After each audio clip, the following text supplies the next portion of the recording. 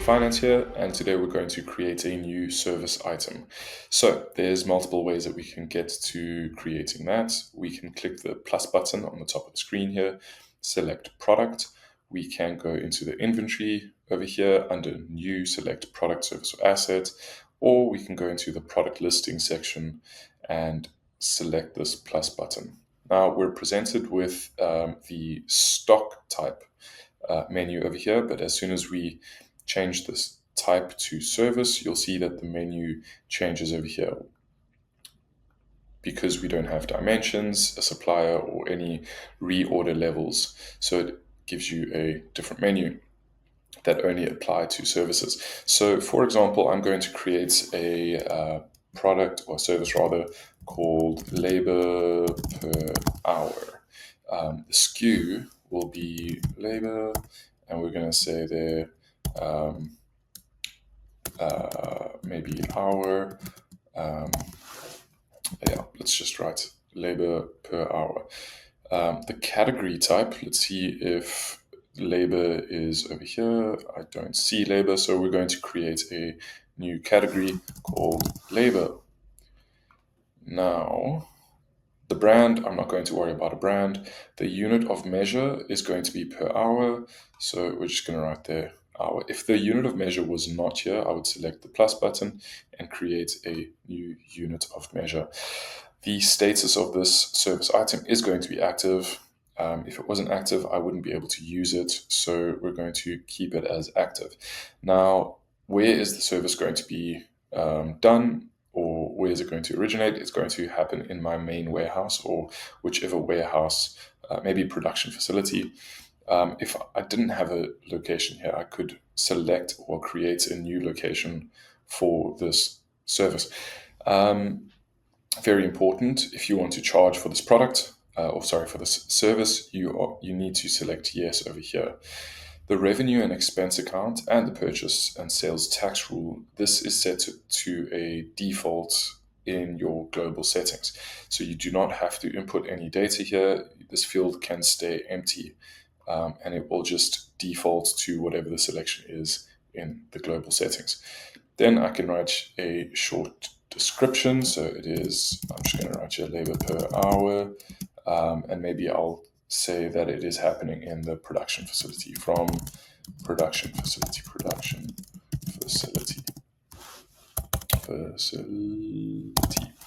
Okay, and then the description, I will just copy and paste that for example.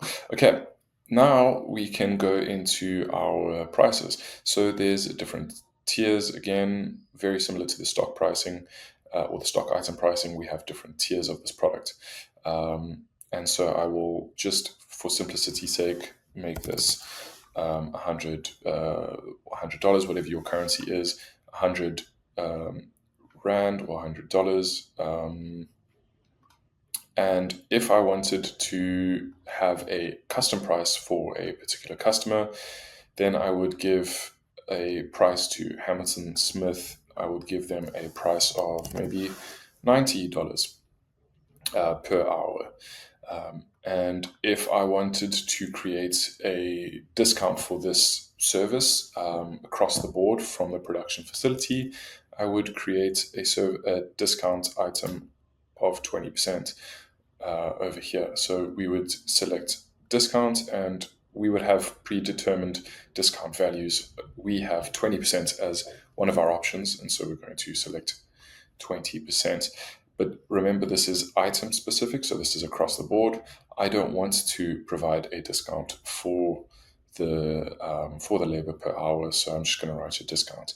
If I wanted to give a particular customer a discount, I would then select in the discount section, I would go the plus button, select the customer that I want to give. So ABC Furniture Co-Man, I would give them a discount maybe of 20%. And that's that. So now we can save the product, and we'll be able to then upload an image for this service. And I can adjust these details or the fields as I see fit. So if I wanted to change it at a later point, I I can do that here. Now, if I want to create, for example, labor per 10 minutes, but I don't want to go through all of this again, I can just click the clone button. Now, all of the details are the same. I will then write here labor per 10 minutes. And then I would say here, I would follow the same skew structure as I did before. I would write here labor, and I would say there 10 minutes. Okay, if I want to do, then I would make it like that, 10 minutes, and then I would adjust it as I need it. So I would come back and I would adjust the pricing. So I would make this, maybe $15 per, or 15, whatever your currency is, $15 per unit, per 10 minutes. I would then change this to maybe each, or I would do this, and I would write here 10 minutes. 10. I would create a unit of measure, and I would make it per 10 minutes. Then my pricing will be 15 per unit, and the same then custom prices and discount prices would apply. So I would then give them certain discounts or certain prices for customer specific pricing. And that is that.